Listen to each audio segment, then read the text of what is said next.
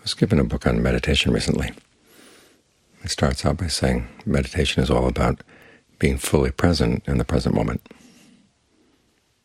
And that was it. The rest of the book was devoted to explaining why it's a wonderful thing to be present in the present moment.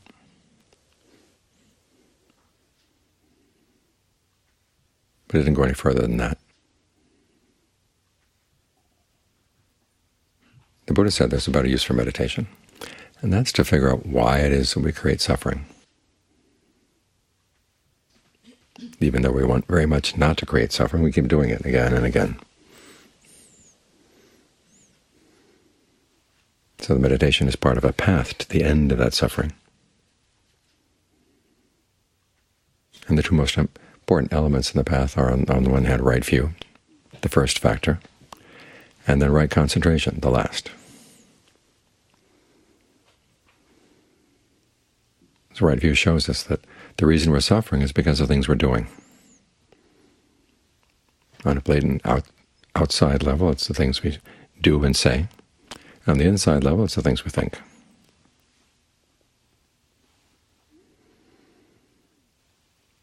So we're going to have to learn how to act in new ways and think in new ways.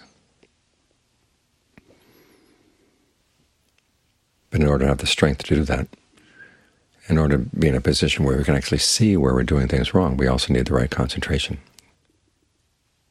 What the path means and what right view means is we're going to see things about ourselves that we don't like. It's not a surgical operation where you simply remove something very objectively. You're not coming from the outside and analyzing a machine. You're working from the inside, and you're finding that many of the things that you really like are things that are causing suffering. Many of your deeply ingrained habits are things that are causing suffering. In some cases, they're habits you don't like already. In other cases, they're habits that you hold on to. You feel they're important, you feel they're necessary. And although you may see some of their drawbacks, you decide that you can't live without them. And then there are other things about yourself that you already like, but you're going to find out are not so likable. So you have to brace yourself. But bracing yourself, you're not going to tense up. You prepare yourself by getting the mind in a state of concentration. Let your awareness come into the present moment. And this is where that book was right, just that one point, that we are coming into the present moment to watch things. But we're not just going to stay there watching the present moment. There's a lot going on. One of the Buddha's insights is that we're putting the present moment together. It comes out of results of past actions, and then our present intentions, and the results of our present intentions. All that together goes to make up the present moment, and we're constantly having to fabricate it anew, because each present moment just dies away, and you have to keep replacing it. And so in the rush to replace things, sometimes we grab onto some bad raw materials, or we have some knee-jerk reactions, some old habits, the way we put things together, that cause a lot of trouble. So the first thing is to learn how to put the present moment together in a better way, and this is one of the reasons we practice concentration. We take all those elements, results of past actions, you've got the body sitting here, and you've got the intention to get the mind still. And now you're going to build on that. Make up your mind you're going to breathe in a way that feels good. That's your present intention, that's your present karma. And as for anything else that comes up, you're going to let it go.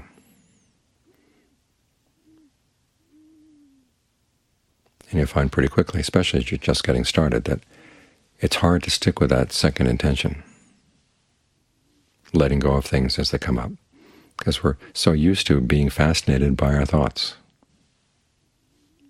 Whatever comes up in the mind, we want to check it out, see what potential it has for entertainment, what potential it has for being useful further down the line. And sometimes we feel that we're not being responsible if we don't complete a thought. So already in the practice of concentration, you're learning a new value that thoughts don't have to be completed, and you don't have to latch onto them. They can be there in the background. Images can come up in the mind, sentences come up in the mind, and you just let them be there in the background. You don't have to get involved. Think of them as the results of past karma. And your question is, do I really want to create a new present moment out of that thought or that emotion? And there may be a compulsion someplace inside, so I've got to do it. And that's what you've got to tame. They don't have to get involved. You've got something better here. And sometimes the voice will come up and say you're being irresponsible. You say, no, this is actually being more responsible. Getting some control over my mind. Because who knows what's going to come up from the past. And you want to be in a position where you can say no to anything that would lead you in a direction you don't want to go.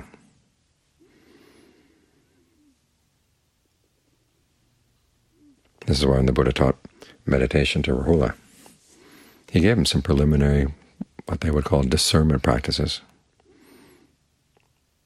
Contemplation of impermanence and inconstancy. Contemplation of not-self. He mentioned these to Rahula even before he taught him breath meditation.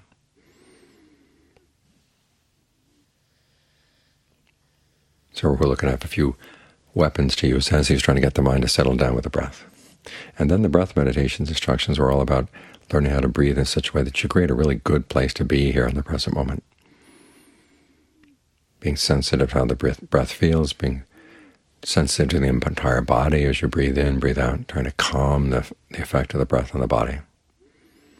Learning how to breathe in a way that gives rise to a sense of rapture, breathe in a way that gives rise to a sense of pleasure.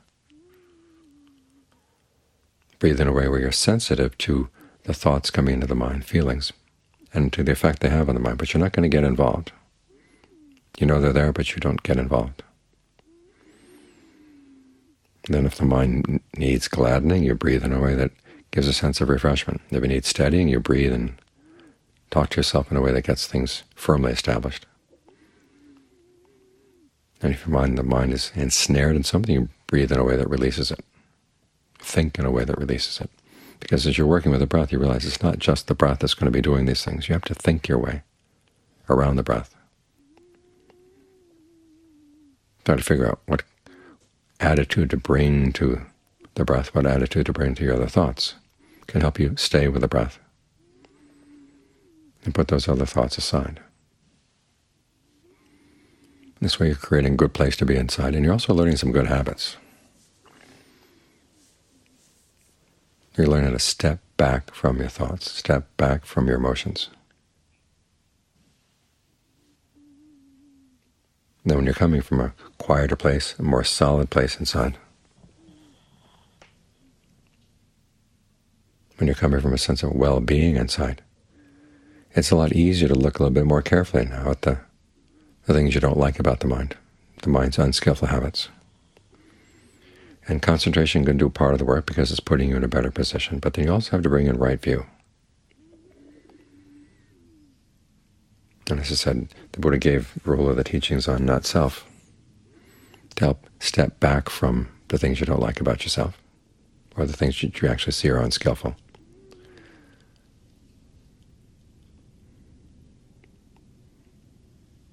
But it's important not to forget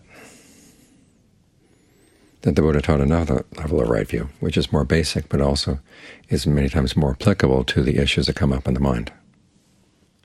And that's the right view about karma and rebirth.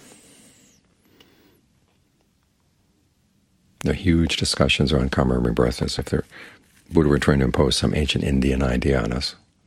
But it's important to realize that that was a hot topic back in India, whether or not there was rebirth, whether or not there actually was karma, and to what extent the two were related. So the Buddha wasn't simply picking up an idea from his society or his culture. He found that it was a useful way to think, and you can actually look at it as a therapeutic way to think as well. When you think about issues, especially things that are carryover from your childhood, the narratives are really sticky.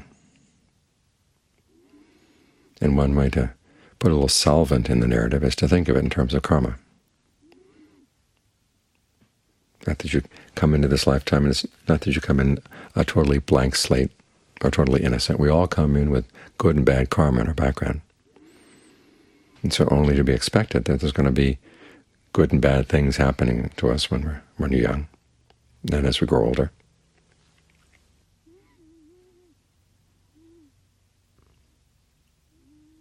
It helps to depersonalize things, because you think back many lifetimes. Someone did something nasty to you, well, maybe you did something nasty to them, and maybe they did something nasty to you before that. It goes back and forth, until the whole question of who did what to whom becomes meaningless.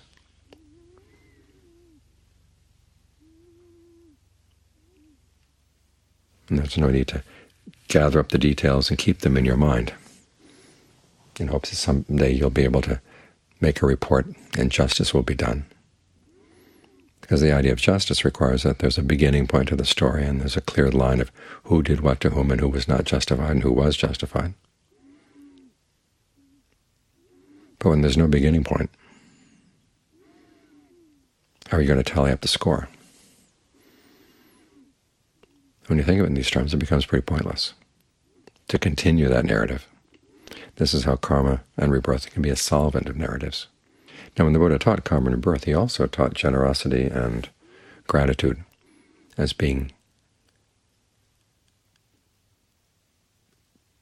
essential parts of the teaching on karma. In other words, because there is karma, generosity means something. You make the choice to be generous.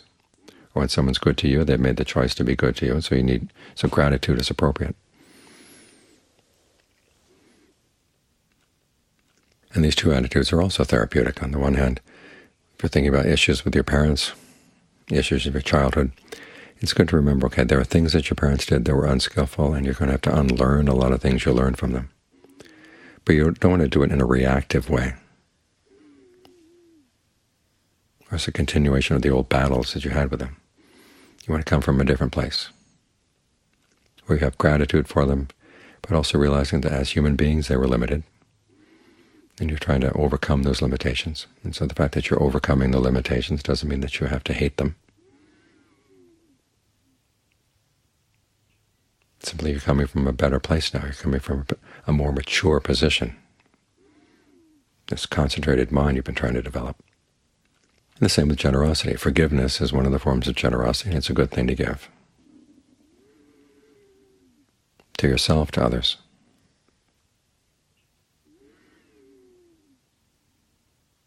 And then you finish off with some goodwill. Goodwill for everybody. Realizing that if you have goodwill for everyone, it can help dissolve a lot of those narratives.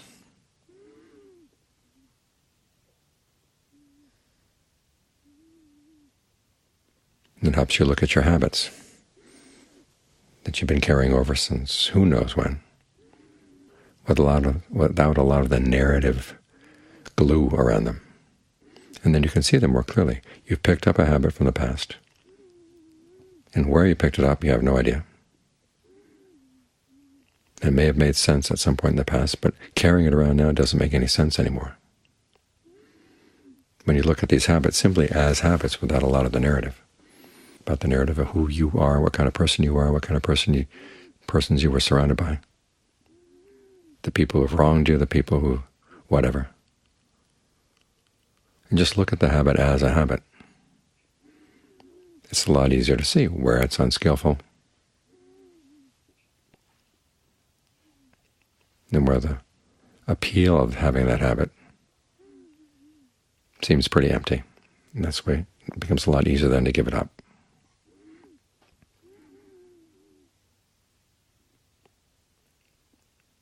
So as we're learning how to change our habits, it's good to realize that all the elements of the path there are really therapeutic. Remember, the Buddha talked of himself as being a doctor. And he wasn't just a doctor with chemical medicines. His therapy was therapy for the mind, the heart and the mind together. So when you look at his teachings, then sometimes they may seem strange. They coming from a foreign culture.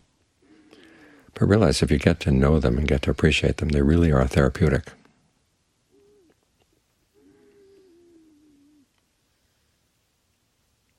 So the extent to which your heart and mind has been involved in creating suffering, you can cure it using the teachings, developing the skills of the path.